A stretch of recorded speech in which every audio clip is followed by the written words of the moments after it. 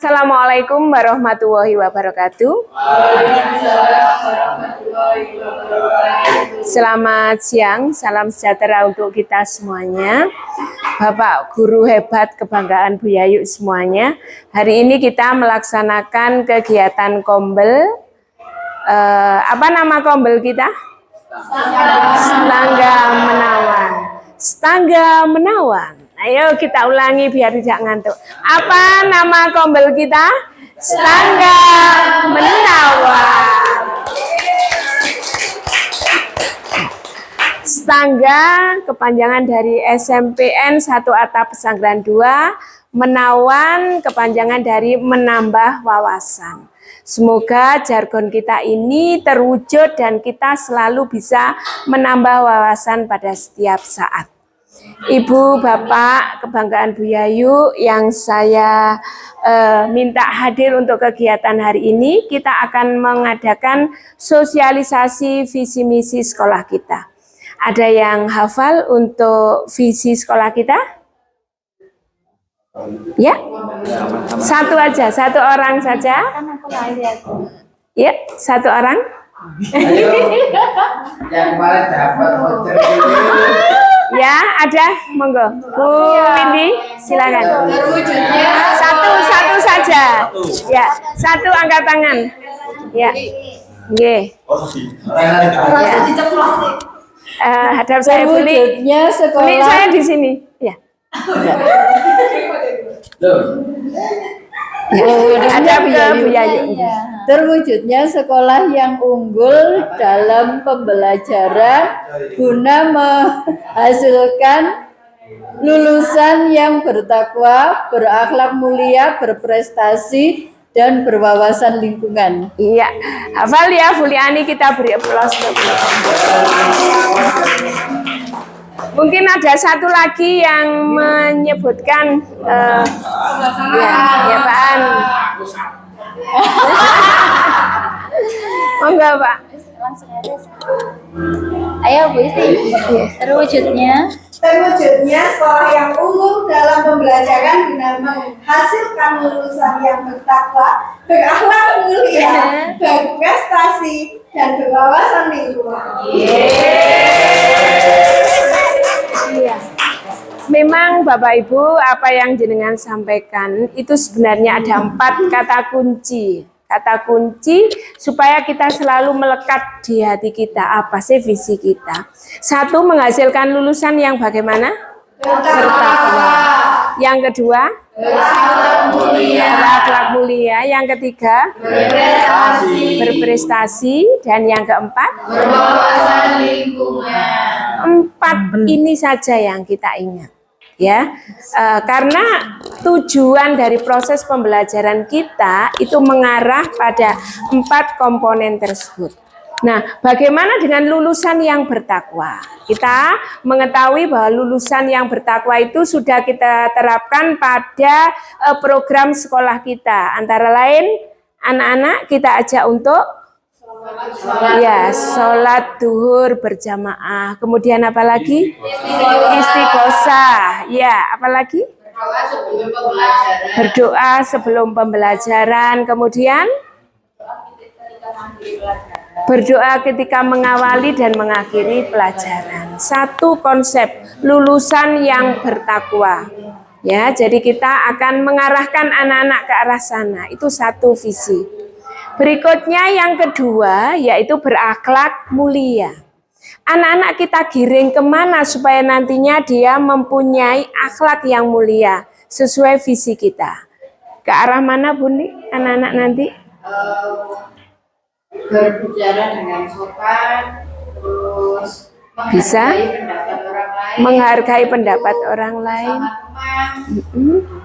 Seperti itu ya, berakhlak mulia.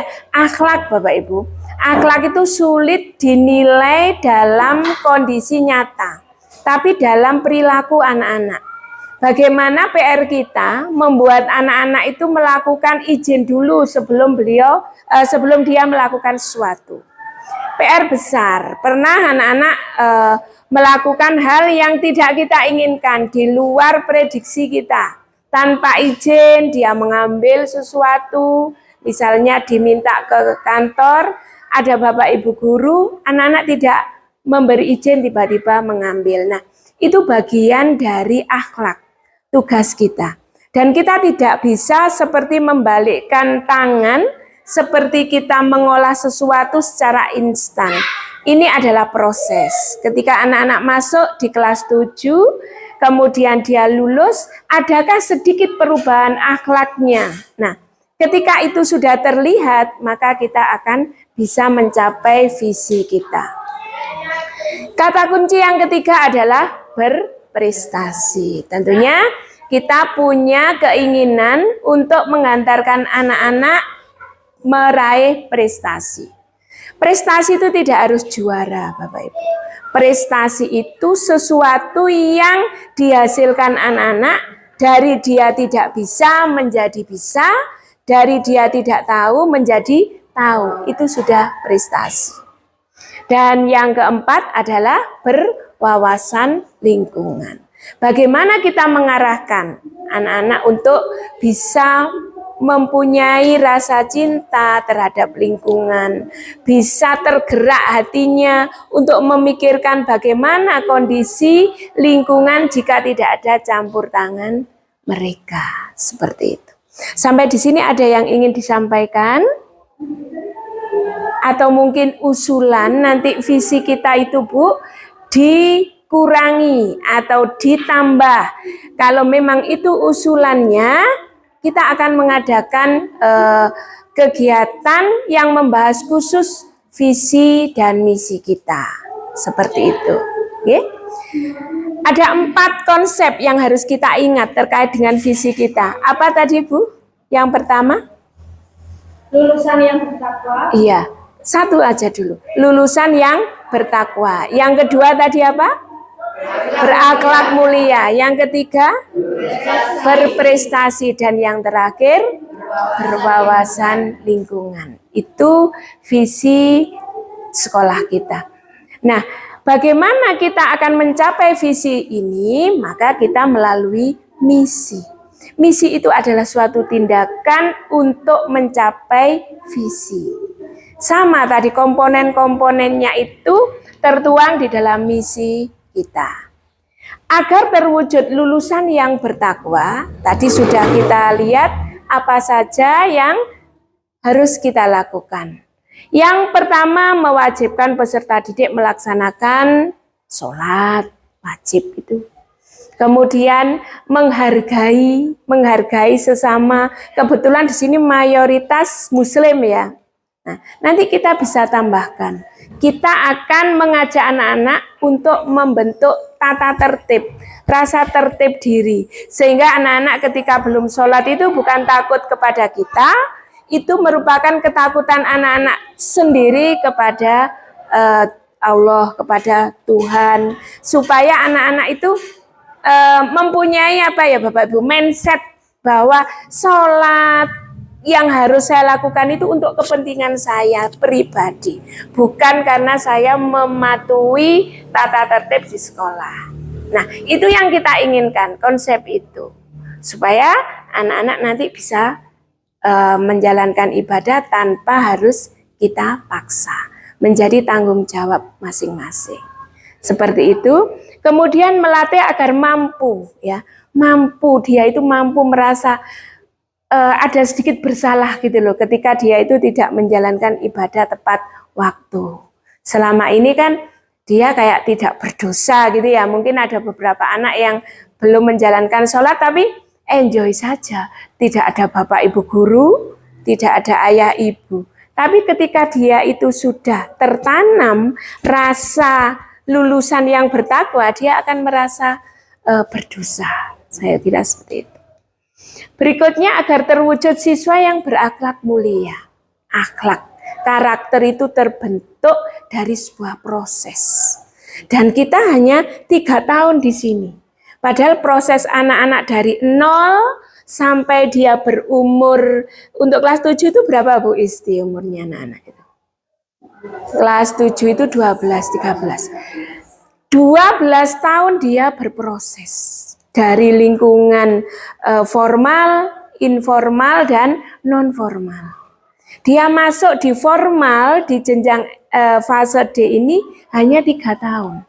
Sedangkan selama 12 tahun itu proses. Nah, proses ini tidak seperti membalikkan tangan ya. Ada ya yang mengatakan bahwa bayi itu lahir bagaikan kertas putih yang belum tergores. Itu loh. Ingat nggak pepatah yang tabula rasa, betul sekali yang disampaikan. Bagaimana kita membentuk kertas itu? Akan kita coreti apa? Akan kita tuliskan apa di kertas itu? Dan itu proses. Tulisan-tulisan itu terbentuk dari pengaruh informal, rumah tangga, non formal di lingkungan masyarakat, dan formal di lingkungan sekolah. Dia akan membentuk seperti tadi yang disampaikan Pak Eri tabula rasa itu. Betul faktor hereditas, tapi hereditas tidak 100% mempengaruhi. 50% faktor hereditas, 50% faktor lingkungan. Beliau meneliti bahwa anak yang dibesarkan di hutan, diasuh oleh kera, dia akan meniru perilaku dari kera. Berarti kan faktor hereditas itu tidak 100% untuk membuktikan bahwa akhlaknya itu berasal dari hereditas. Hereditas itu lahir gitu, sejak lahir itu. Tapi lingkungan juga berpengaruh. Kita lihat aja nanti ada anak-anak yang mungkin dari anak orang biasa tapi berada di lingkungan agamis begitu, dia ibadahnya juga bagus. Dan itu proses Bapak Ibu. Kita hanya berada di 3 tahun. Sekian lama prosesnya anak-anak itu, kita berada di 3 tahun. Nah 3 tahun itu bisa nggak anak-anak untuk berubah seperti itu? Sampai di sini ada pertanyaan? Takwa tadi. Iya. Iya Pak. Bukan Oh yang visi. G. Misi atau yang visi? G. kita itu posisinya kan sekolah negeri, mungkin itu nanti kita Iya. yang muslim dan kita harus sholat. Sholat wajib. G. G. Terima kasih Pak An. Ini masukan Bapak Ibu.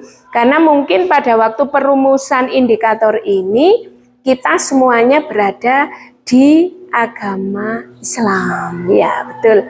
Nanti tidak menutup kemungkinan ada anak-anak yang beragama non-Islam. Jadi perlu kita tambahkan di sini. Monggo. Terima kasih masukannya. Ada lagi Bapak Ibu? Tidak ada? Ya. Berikutnya yang ini, terwujudnya siswa yang berprestasi. Sama seperti konsep kita, anak-anak yang berprestasi. Sebenarnya Bapak Ibu, anak yang bodoh itu kan tidak ada. Sehingga kenapa kadang anak-anak itu ada yang agak tertinggal? Itu hanya keterlambatan belajar. Bukankah semuanya itu melalui sebuah proses? Sehingga jangan sampai di dalam hati kita menyebutkan bahwa si A itu bodoh, si A itu tidak bisa. Tapi kata-kata itu betul-betul kita hilangkan. Semua anak dalam mindset kita itu adalah anak yang punya kelebihan masing-masing. Anak yang punya prestasi. Di satu sisi dia kurang, tapi di sisi lain anak-anak itu mempunyai kelebihan. Dan percaya maupun tidak, itu nyata Bapak Ibu.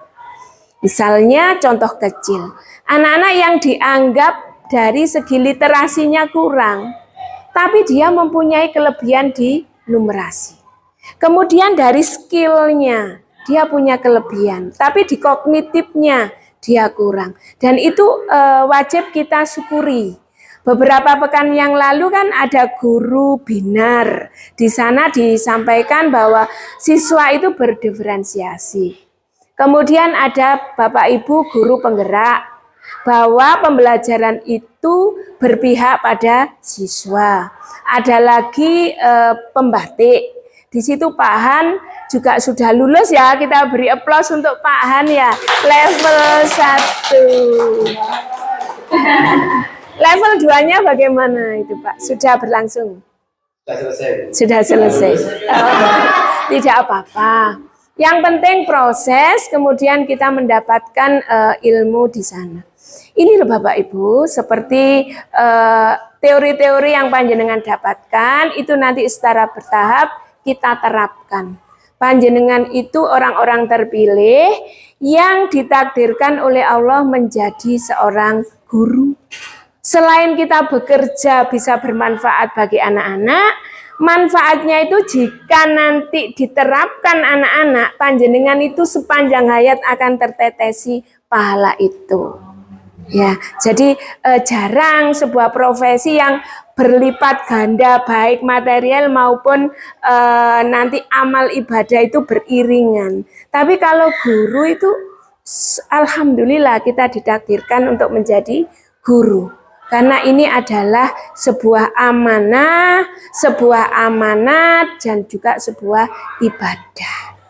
Dalam tanda petik kita harus ikhlas dalam melaksanakan. Supaya apa?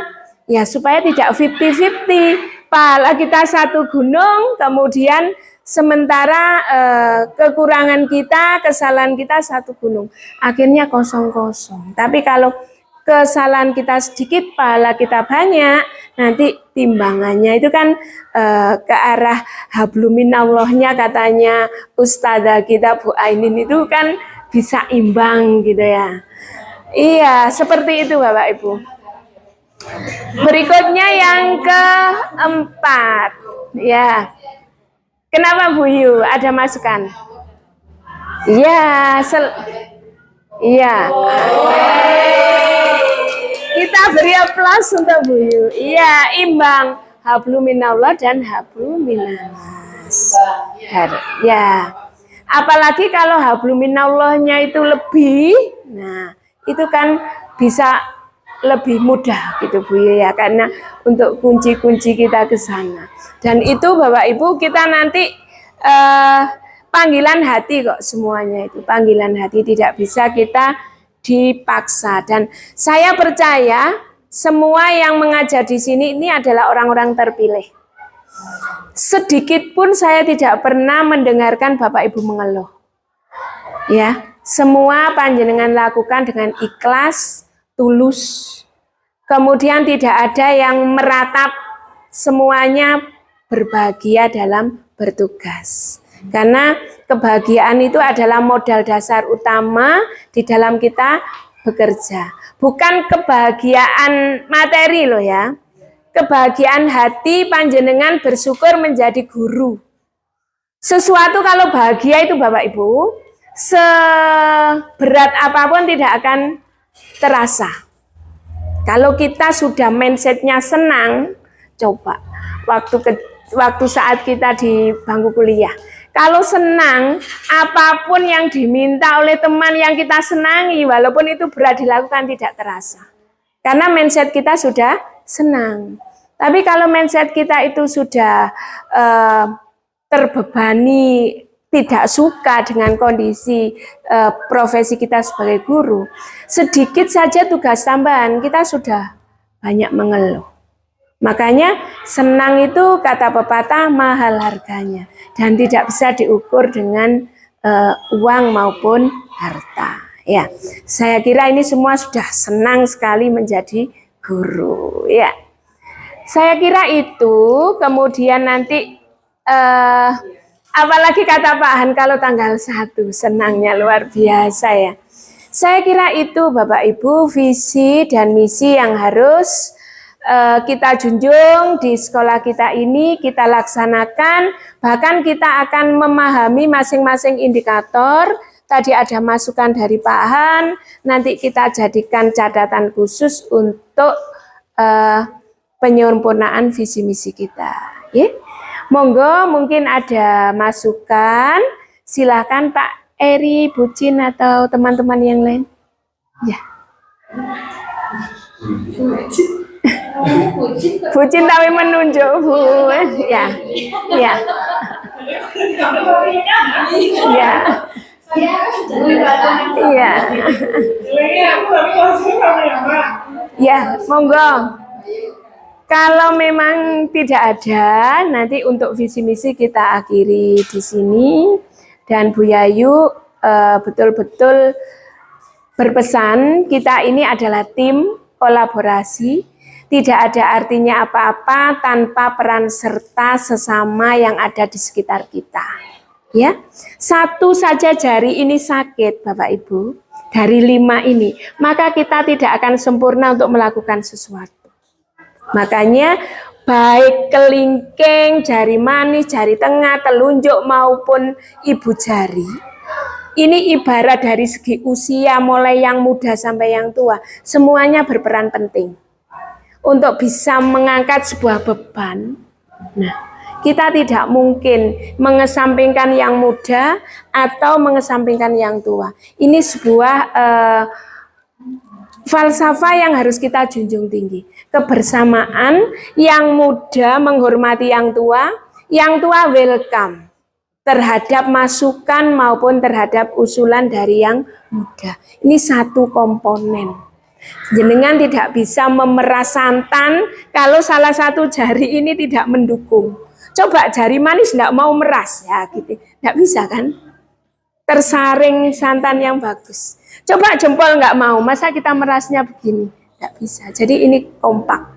5 jari ini mulai dari yang termuda sampai yang tersenior, ini satu misi, satu visi. Harus kompak. Saya kira itu, mohon maaf jika saya banyak berkata dan mungkin kalau Bapak Ibu ada masukan saya persilakan, tapi kalau tidak ada saya akhiri sampai di sini. Silakan, tapi sebelumnya kok kayak Bu Cintia ada hal-hal yang perlu disampaikan. Tidak ada? Oh, tidak ada. Oh, bahagia, iya. Iya. Iya, kita harus bahagia dan senang. Selain bahagia dan senang. Senang menikmati profesi kita. Seberat apapun kalau kita lakukan dengan kesenangan hati, itu ringan rasanya. Ya, jadi senang. Sudah sekarang, iya, waktu begitu cepat, sudah tanggal 3 ya Pak sekarang. Iya, besok sudah Jumat, iya.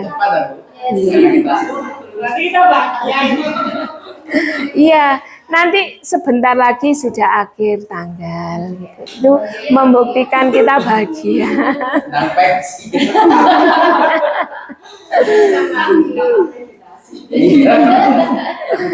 Ya, terima kasih atas semua partisipasi dan peran serta panjenengan.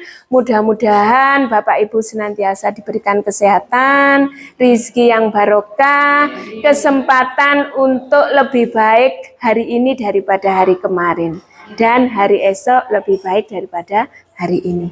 Saya akhiri, wabillahi taufik walhidayah. Wassalamualaikum warahmatullahi wabarakatuh. Waalaikumsalam warahmatullahi wabarakatuh.